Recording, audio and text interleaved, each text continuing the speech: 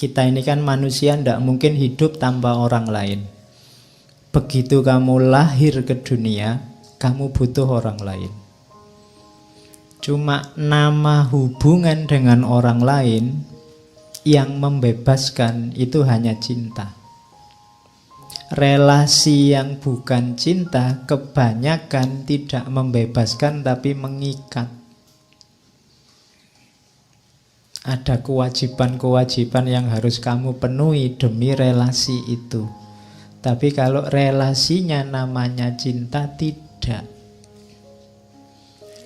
Ketika ibumu membesarkanmu, itu kan relasinya cinta. Dia capek luar biasa, dia kehilangan banyak.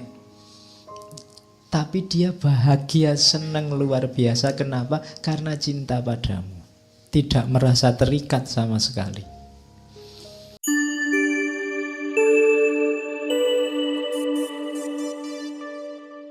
Assalamualaikum warahmatullahi wabarakatuh.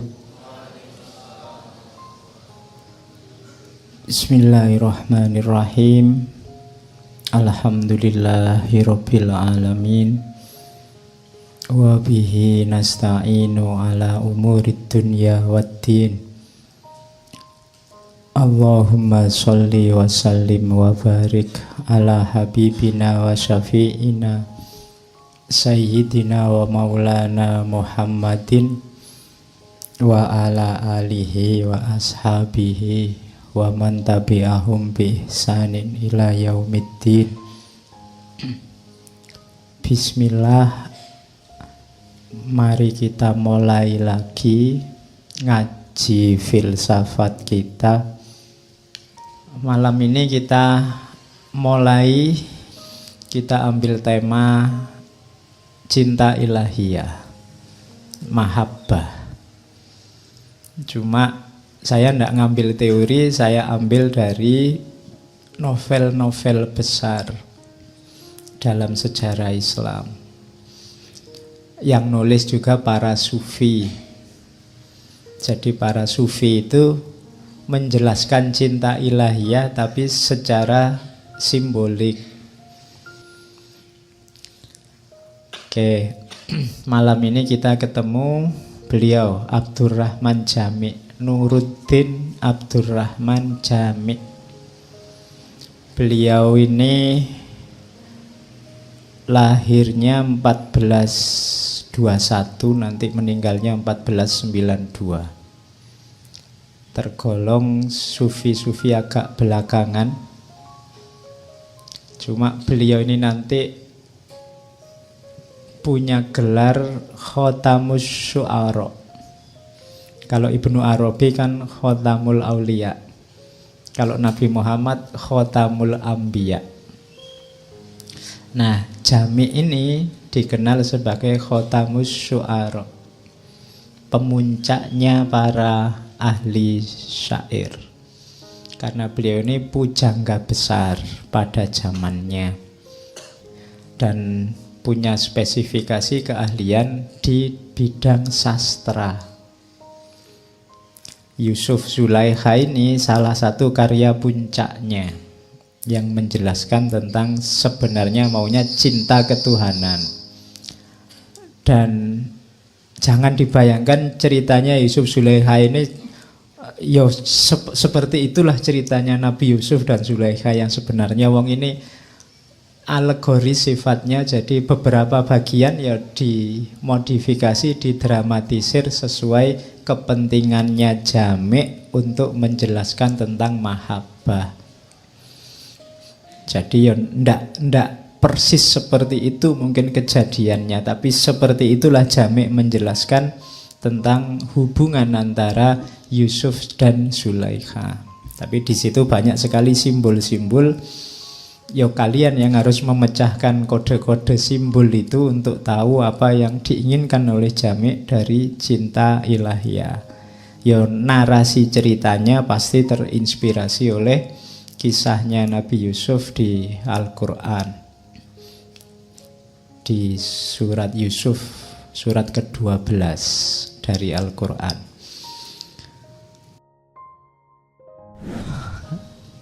Oke, bismillah kita mulai. Ya, saya bukanya tetap dari surat Yusuf ayat 12. 3 ayat pertama. Saya ambil 3 ayat ini karena ada beberapa kata yang menarik menurut saya. Kalau yang pertama alif lam ro itu tidak masalah, tilka ayatul kitabil mubin. Yang selanjutnya menarik, inna anzalnahu qur'anan arabiyyan la'allakum ta'qilun.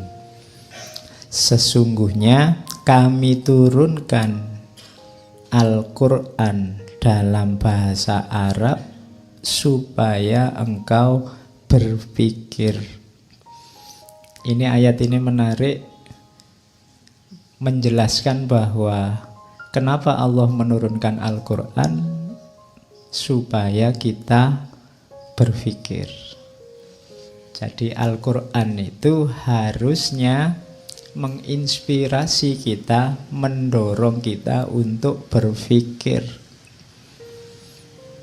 Jangan dipisah-pisah, jangan dipilah-pilah mana lebih penting Quran atau akal. Tidak, dua-duanya penting. Adanya Quran membuat kita jadi berpikir. Terus kalau ini yang tentang kisahnya, nahnu nakussu alaika ahsanal qasosi bima auhayna ilaika hadzal Qur'an. Jadi kami kisahkan padamu ahsanal qasosi. Makanya di pengantarnya Jami' itu kisahnya Yusuf Zulaikha itu disebut kisah paling baik, kisah paling agung, karena Quran sendiri menyebutnya ahsanal qasosi. Jadi cerita paling agung, isinya ternyata kisah cinta. Nah, oke, ya terserah tafsirmu apa. Wong yang ngomong Quran sendiri bahwa ini adalah kisah ahsanal qasosi bima auhayna, melalui apa yang kami wahyukan padamu lewat Al-Qur'an ini, hadzal Qur'an. Oke, jadi malam ini kita bertemu kisah paling luar biasa. Cuma ya karena ini sifatnya ngaji, saya tidak akan dongeng. Kamu sudah tahu rangkaian ceritanya, saya hanya nyuplek bagian-bagian tertentu yang tak anggap penting untuk menjelaskan cinta ilahiyah. Oke, bismillah. Ini saya potong dari pembukaan Yusuf dan Zulaikha. Kenapa harus cinta? Itu kalimatnya saya copy paste. Apabila engkau hendak bebas, jadilah tawanan cinta. Satu-satunya relasi. Kita ini kan manusia, tidak mungkin hidup tanpa orang lain. Begitu kamu lahir ke dunia, kamu butuh orang lain. Cuma nama hubungan dengan orang lain yang membebaskan itu hanya cinta. Relasi yang bukan cinta kebanyakan tidak membebaskan tapi mengikat. Ada kewajiban-kewajiban yang harus kamu penuhi demi relasi itu. Tapi kalau relasinya namanya cinta, tidak. Ketika ibumu membesarkanmu, itu kan relasinya cinta. Dia capek luar biasa, dia kehilangan banyak, tapi dia bahagia, senang luar biasa. Kenapa? Karena cinta padamu. Tidak merasa terikat sama sekali. Sama kayak kamu kalau punya pacar itu loh. Mbok kamu disuruh bangun pagi, jemput, nganter kuliah, disuruh, lo iya kan, hujan-hujan disuruh apel, berat lo itu. Tapi kan kamu menjalaninya dengan senang, tidak merasa terikat, tidak merasa terbebani. Jadi kamu merasa, yo ini yang membahagiakanku, tidak ada yang mengikat. Padahal sebenarnya kamu rasanya kayak terikat, tapi sebenarnya enggak. Maka katanya Jami' di awal-awal Yusuf dan Zulaikha itu, jika engkau ingin bebas, jadilah tawanan cinta. Apabila engkau menginginkan kegembiraan, bukalah hatimu bagi penderitaan cinta. Ini kayak paradok ya. Kalau kamu ingin seneng, masuklah ke dunia cinta yang penuh penderitaan. Loh, itu tadi kan penderitaan sebenarnya. Kamu harus jemput pagi-pagi, kamu harus apel malam-malam, hujan-hujan. Itu kan sengsara. Kalau diceritakan kan rasanya tragis. Tapi kamu kan bahagia, seneng. Kenapa? Karena ada cinta di situ. Gembira. Mungkin kamu menceritakannya sambil berbunga-bunga.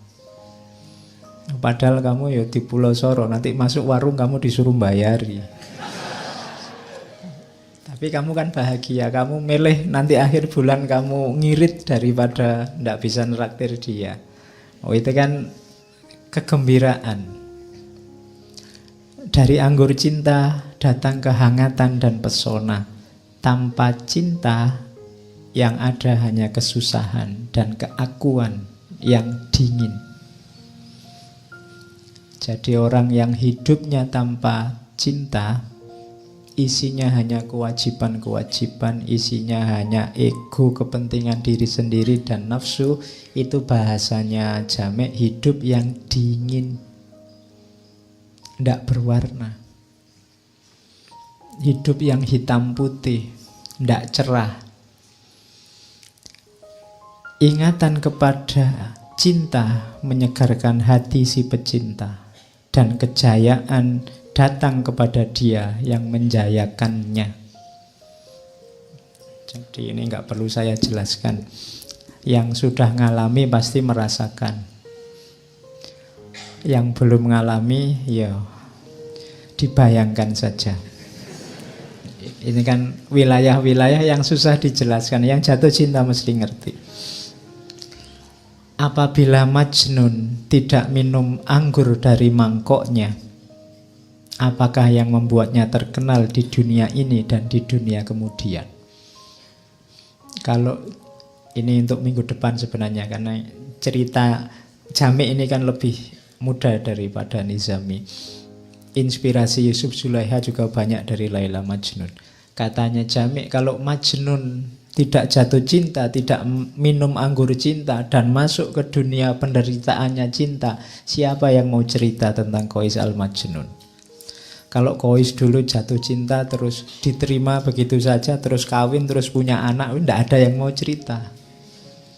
Tapi justru dia jadi luar biasa, jadi monumental ketika masuk ke ranah cinta yang susah sekali, yang menderita sekali, yang sakit sekali. Kayak Romeo and Juliet itu kan mesti ada tragedinya sehingga diceritakan dari zaman ke zaman. Banyak kisah cinta jadi monumental ketika itu sangat sengsara, sangat susah. Ada kesusahan cinta. Oke.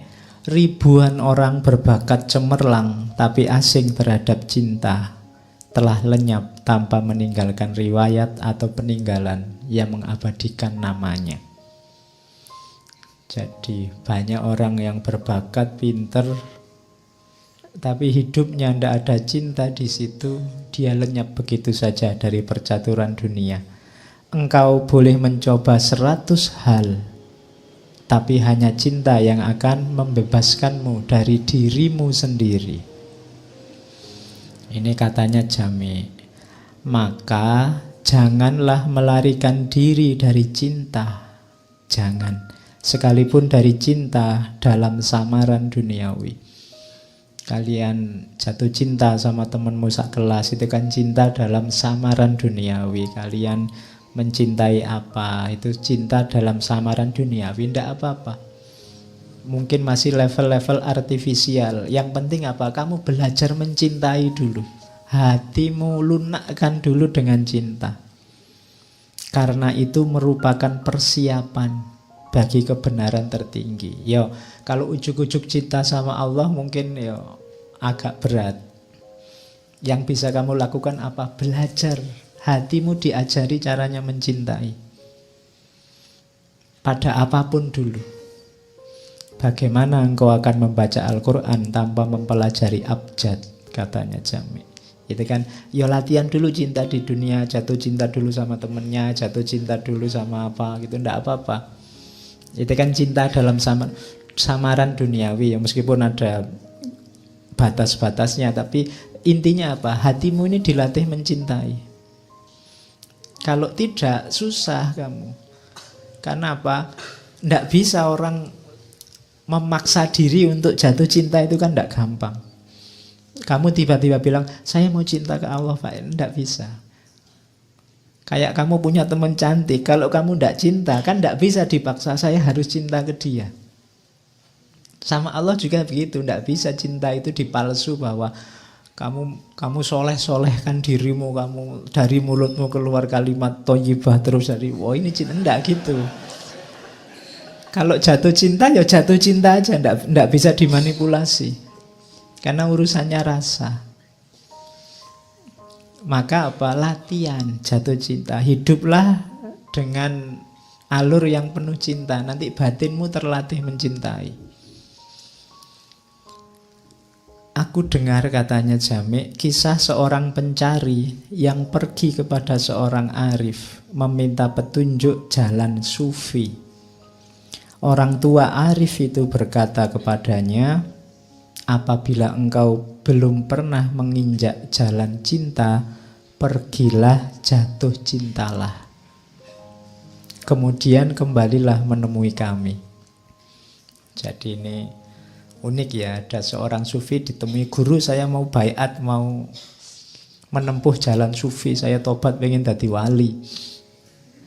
Nah, itu jawabannya gurunya, kamu pernah jatuh cinta enggak? Ya mungkin kalau bahasa hari ini, kamu pernah pacaran enggak? Belum, saya anak soleh kok ditanya begitu. Terus jawabannya guru sufi, sudahlah kamu pulang dulu, pergilah jatuh cintalah dulu. Jadi berarti apa? Hatimu belum terlatih lembut, belum terlatih mencintai. Sementara nyawanya dunia sufi itu batin hati yang mencintai. Kalau kamu sudah ngerti rasanya jatuh cinta, balik lagi ke sini, ayo melakukan suluk. Hatimu sudah paham bagaimana rasanya jatuh cinta. Nah, ini rumus yang lain dari Jami. Ya meskipun jangan dipakai alasan ya. Nanti kamu pacaran, kamu kok hidupnya pacaran terus. Oh ini latihan mencintai, Pak. Ya. Pada akhirnya kan nanti cinta sama Allah kan gitu. Ya itu alasanmu doa. Oke, jadi itu pembukaan dari Jami. Nah, nanti di belakangan ada paragraf yang unik. Jadi ini Yusuf Zulaikha, beliau menulisnya sudah di usia-usia agak lanjut. Di kalimat di buku itu ada seruan dari cinta kepada Jami. Jami, engkau telah menjadi tua dalam cinta. Kita ini kan sejak kecil sampai sebesar ini, itu kan kita bisa eksis sampai hari ini, sampai dewasa itu kan karena banyak cinta di sekeliling kita. Kan ceritanya waktu diperlihatkan pada perempuan-perempuan bangsawan Mesir saat itu kan semuanya melongo sampai ngiris tangannya sendiri, tidak terasa. Itu kan saking kagumnya, saking takjubnya dengan ketampanannya Nabi Yusuf. Nah itu Zulaikha ini sudah bermimpi ketemu Yusuf, sehingga dia jatuh cinta sebelum ketemu orangnya. Itu kalimatnya ketika dia setelah mimpi, wahai permata suci, dari tambang manakah engkau berasal? Engkau telah membawa pergi hatiku tanpa mengatakan padaku siapa namamu atau dari mana datangmu. Dan aku tak mengetahui kemana akan bertanya. Aku tidak menghendaki siapapun tertimpa cinta seperti ini. Aku tidak memiliki hati dan tidak pula memiliki hasrat hatiku sendiri.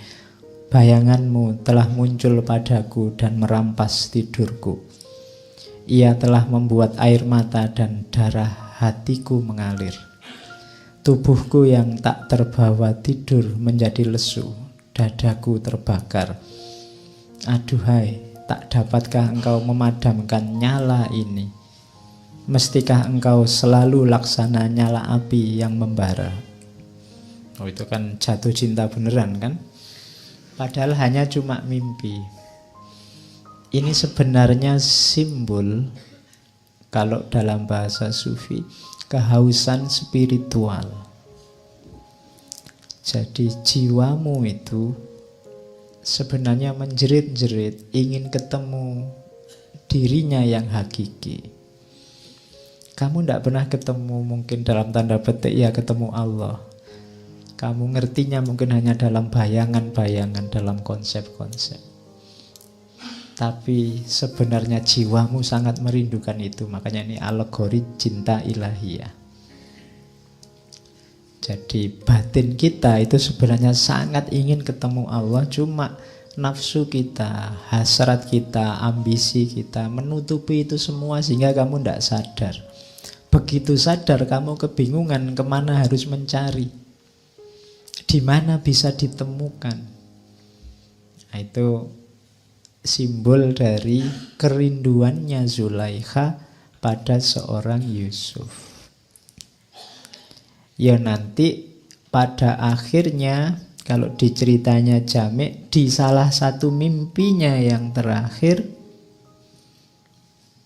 sosok ini ngaku, aku adalah seorang wazir agung dari Mesir. Dan ya nantinya Yusuf ini kan jadi wazirnya Raja Mesir setelah dia dipenjara, setelah dia ngalami macam-macam nafsir mimpi segala, kan dia nanti jadi wazir. Jadi ngomongnya aku ini wazir agung dari Mesir. Nah, Zulaikha ini akhirnya membuka diri melamar. Siapapun boleh melamar saya, ngomong ke ayahnya. Sehingga banyak raja-raja melawar. Pokoknya Zulaikha nunggu kalau ada wazir dari Mesir melamar, itu yang diterima. Akhirnya ada wazir dari Mesir yang melamar. Cuma bukan Yusuf. Jadi itu nasibnya Zulaikha.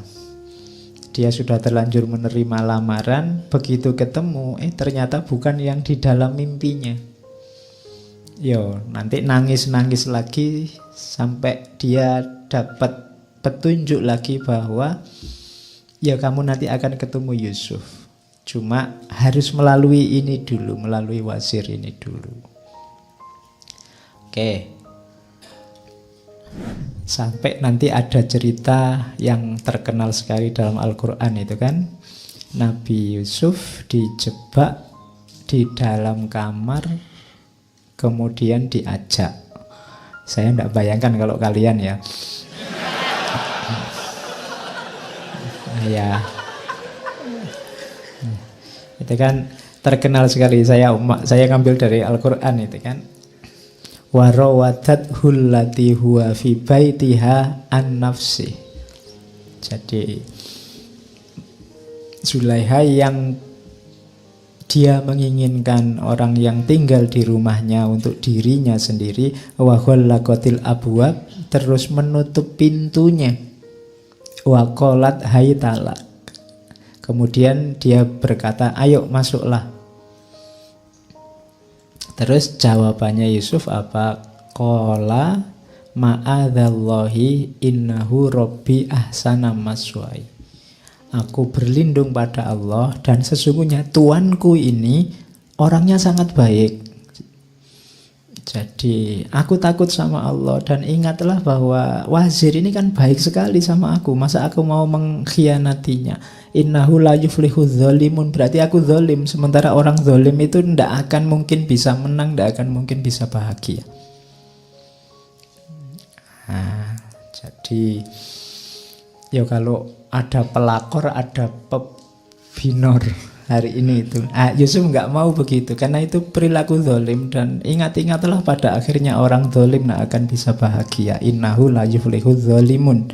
Meskipun katanya Al-Qur'an walaqad hammat bihi wa hamma biha.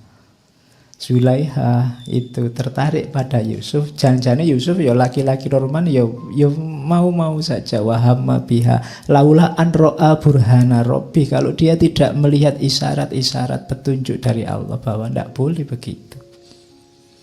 Kadzalika linasrifa anhu su'a wal fahsya. Seperti itulah Allah untuk memalingkan, melindungi Yusuf dari kejelekan dan kemungkaran. Kenapa? Karena innahu min ibadinal muhlasin. Katanya Allah, Yusuf ini orang terpilih. Jangan sampai melakukan hal yang buruk dan tercela. Kalau di Jami' ada dialognya. Nabi Yusuf berkata, kenapa aku tidak mau? Ada dua rintangan yang mencegahku menuruti kemauanmu. Yang pertama adalah gimana aku menjawab pertanyaan dari Allah. Yang kedua, bagaimana menghadapi wazir. Katanya Zulaiha, jangan bicara padaku tentang suamiku, sebab dibandingkan cintaku padamu, ia bukanlah apa-apa. Iya. Nah, enak ya jatuh cinta sama, jangan takut sama suamiku kan ngono. Karena dia merasa menguasai suaminya. Ya memang jatuh cinta sama istrinya orang, suaminya orang itu kan lebih aman. Karena ada anekdotnya begitu. Kalau kamu jatuh cinta sama yang gadis, saingannya banyak. Tapi kalau istrinya orang kan saingannya satu, suaminya. Oke. Terus katanya Zulaikha, aku bisa meracunnya. Wah susah ya, diracun loh. Atau mengalihkannya agar tidak mengetahui keadaan kita. Akan hanya Allah, katanya Zulaikha. Allah lebih gampang lagi. Jika dia memang maha penyayang, maha pemaaf, sebagaimana engkau katakan, aku akan tobat, ngasih zakat, ngasih sedekah, nanti dia mengampuni kita. Gampang toh. Jadi ayolah kita ngamar berdua, nanti tobat bareng-bareng. Oh ya, basa kasare kan gitu. Nah, jawabannya Yusuf, engkau mungkin bisa menyembunyikan dosamu dari sang wazir, tetapi engkau tidak akan pernah bisa menyembunyikannya dari Allah. Akan halnya ampunannya, apakah dia dibayar untuk menciptakan kita sehingga dia mau menerima suap untuk mengampuni kita? Ya kan? Itu kan kamu mau menyuap Allah tuh dengan sedekah, dengan zakat, dengan itu enggak. Allah tahu, Allah itu maha tahu segalanya, tahu niatmu, tahu segala kekejianmu. Jadi katanya Yusuf, tidak mungkin kita bisa mengelabui Allah. Nah, itu narasinya Jami' memperjelaskan, memperpanjang ayat tadi. Nah, akhirnya kan kita tahu semua, Yusuf lari keluar, bajunya ditarik oleh Zulaikha sehingga robek di belakang, terus ketahuan wazir di depan kamar.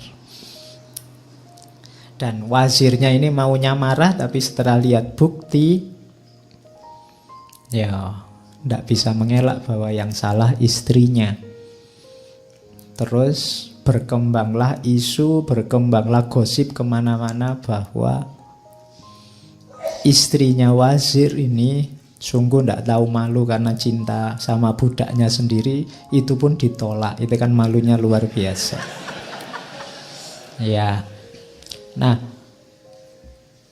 terus karena itu Zulaikha untuk menghilangkan rasa malu, lo dianggapnya aku ini rendah, ayo sekarang semua tak tes. Akhirnya diundanglah perempuan-perempuan bangsawan ke rumahnya.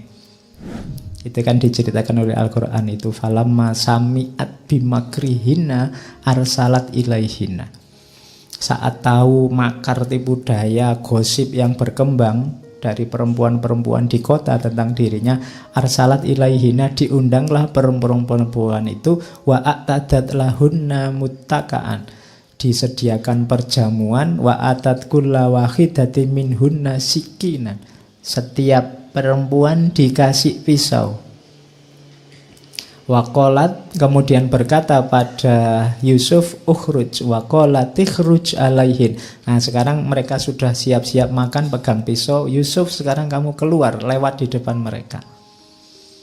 Falamma ra'ainahu akbarnahu wa qatta'na aydiyahunna. Begitu lihat Nabi Yusuf lewat, semua langsung wow, melongo, ndak sadar, sampai ngiris tangannya sendiri. Kalau sampai ngiris tangan ndak sadar itu kan luar biasa. Biasanya kalau kamu nggak sadar disenggol, diiris baru sadar. Ini kebalikannya. Saking ndak sadarnya ngiris tangannya ndak terasa. Jadi falamma ra'ainahu akbarnahu, takbir. Takbirnya bukan untuk tawuran, untuk nyerbu, tapi untuk wah. Jadi kalau lihat orang ganteng kamu bisa Allahu Akbar gitu. Loh iya kan, contohnya kan, jadi kalau ini kan ada ayatnya. Loh kok lihat orang ganteng Allahu Akbar, ada ayatnya. Surat Yusuf ayat 31. Falamma ra'ainahu akbarnahu. Terus mereka wakulna, dan mereka berkata, hasya lillahi ma hadza basyara in hadza illa malakun karim. Jadi demi Allah, ini bukan manusia orang yang gantengnya kayak gini. Ini pasti malaikat yang mulia. Itu. Jadi mungkin inilah ganteng yang tak terbayang, karena pokoknya saking gantengnya jadi orang sampai wow, tidak membayangkan hari ini seperti apa. Ini untuk membungkam mulutnya perempuan-perempuan Mesir saat itu. Lah kok aku digosipkan, katanya Zulaikha. Coba kalian sendiri lihatlah, kayak gini loh Yusuf. Apa ndak kelepek-kelepek kalian lihat kayak gini. Jadi sehingga terus rame orang sana, oh ya pantas jatuh cinta, makhluknya seindah ini. Itulah Yusuf. Dan cintanya terus berkembang. Ini yang membuat Zulaikha tambah lama tambah susah. Yaitu kalimat-kalimat ratapannya panjang. Engkau adalah mata dan cahaya keindahan, hati dari yang sengsara. Cinta padamu telah menyalakan api dalam hatiku yang sepenuhnya memakanku, dan engkau tak pernah memadamkan apinya dengan air persatuan. Engkau telah merobek hatiku dengan pedang kejam, namun tampaknya engkau sendiri seperti sama sekali tak peduli oleh kekejamanmu sendiri. Setiap saat engkau membawa kesedihan baru kepadaku. Oh, betapa aku berhasrat dengan nama langit agar ibuku tak pernah melahirkanku. Atau setelah lahir kiranya saja susu yang aku teguk diberi racun oleh pengasuhku. Ya gitu, saking sumpeknya. Ya, Zulaikha. Oke. Nah, ini di kota tetap rame. Kemudian jadi gosip terus-menerus, jadi fitnah terus-menerus. Zulaikha juga mendekati Yusuf terus-menerus. Nabi Yusuf juga susah. Akhirnya apa? Nabi Yusuf berkata, qala, berdoa pada Allah, qala rabbis sijnu ahabbu ilayya mimma yad'unani ilaih. Ya Allah, lebih baik penjara lebih aku sukai daripada apa yang mereka ingin aku lakukan. Wa illa tasrif anni kaidahunna asbu ilaihinna wa aku minal jahilin. Kalau tidak begitu, mungkin lama-lama aku tidak kuat, aku akan berpaling mengikuti tipu daya mereka. Wa aku minal jahilin, sehingga aku jadi orang bodoh. Karena digoda terus menerus itu kan ya cobaan luar biasa loh itu. Perempuan-perempuan cantik semuanya menginginkan Yusuf. Makanya Nabi Yusuf berdoa, Rabbi sijnu ahabu ilayya mimma yad'unani ilaih. Mending aku di penjara sajalah. Itu saya tidak tahu ada nggak orang laki-laki yang berani berdoa begini. Dan doanya dikabulkan. Nanti Nabi Yusuf akhirnya masuk penjara. Dianggap menimbulkan kekacauan. Ya mungkin karena kegantengannya. Ternyata ganteng itu menyusahkan ya. Oke, bersyukurlah kalian yang tidak ganteng. Leo kan sumpek kalau jadi ganteng dan cantik. Nah, Nabi Yusuf akhirnya di penjara, cuma jangan dikira cintanya Zulaiha berhenti. Zulaiha nanti bikin ruang khusus, bikin kamar khusus dekat penjara. Ya. Dia bikin ruang yang bisa anytime melihat Yusuf. Cuma Yusuf di penjara itu kan kalau di ceritanya Jami' selalu bermunajat, selalu bersujud pada Allah. Dan itu yang terus diawasi oleh Zulaiha.